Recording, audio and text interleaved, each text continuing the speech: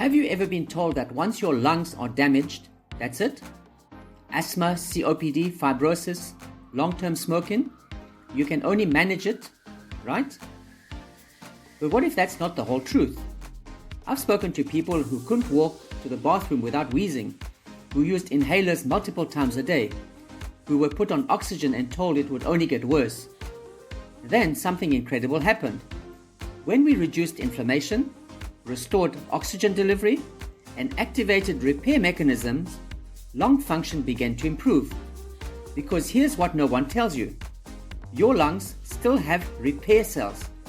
They're just inactive. Let me share with you 3 tips. Tip number 1. Your lungs don't heal with inhalers alone. Those only open airwaves temporarily.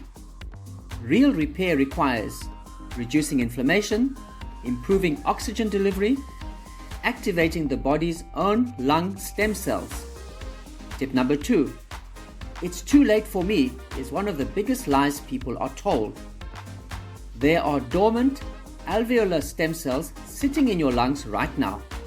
And when they get the right biochemical signal, they can begin repairing tissue. The problem isn't that your body can't heal. It's that conventional treatment never addresses tissue regeneration.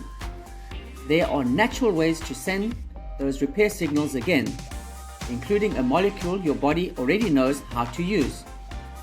If you've been told your lungs can't improve, don't accept that as your final story. I offer a free 30-minute health consultation where we can look at your symptoms and guide you on the exact steps to start reversing inflammation and waking up repair. The link is in the description. Take the first step.